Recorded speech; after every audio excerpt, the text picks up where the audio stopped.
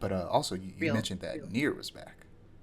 Oh yes, and you talking about Crunchyroll, you reminded me. Automata is back. It has been for like 3 weeks now. It's getting into Route C of the game, and the way they're adapting it is so delicious and tasty. The Nier anime was already really, really good, but like the way that they're doing this current story arc is really, really good. And it diverges enough from canon to make it unique and not like I'm just watching the game all over again. I really like how they handled it, and I am so scared for this week's episode because I know what happens in game during the part that they're at. I'm Yeah, so ready to be sad. yeah, that's what I think video game adaptations always need to do. They need to add like additional context and make small Mm, changes that don't completely change the direction of the story, but just add a bunch of new stuff for people who played the game. yep. And The Last of Us did that.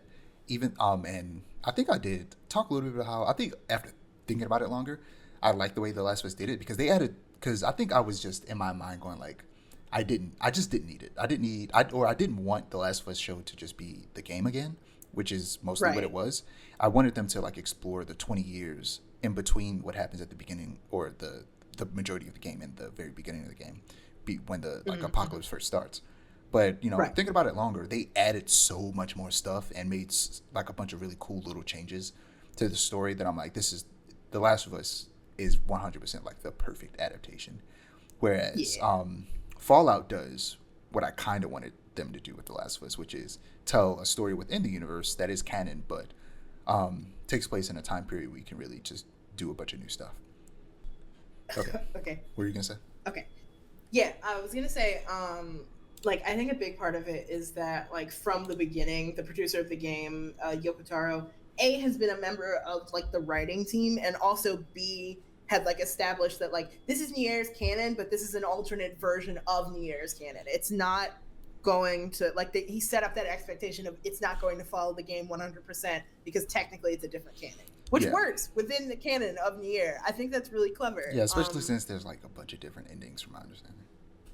And also like Automata's whole thing is that it's a spin-off, like a spin-off of an original game and based on a joke ending Mm-hmm. at that. Yeah. Automata and Replicant, honestly, Uh, which is really funny to me. yes. What is it? Unfortunately, it turns out that he's a Zionist, but Neil Druckmann was like very directly involved with the Last of Us show, Mm, and that's a big reason. He directed I think a couple episodes, or at least one, and um, that's why it's so so faithful to close. the Yeah. game, but also still really good. And Yeah. yeah, um, I am excited for season Setting the two. bar for good Uh, adaptations. Yeah. I need that man to leave that company though.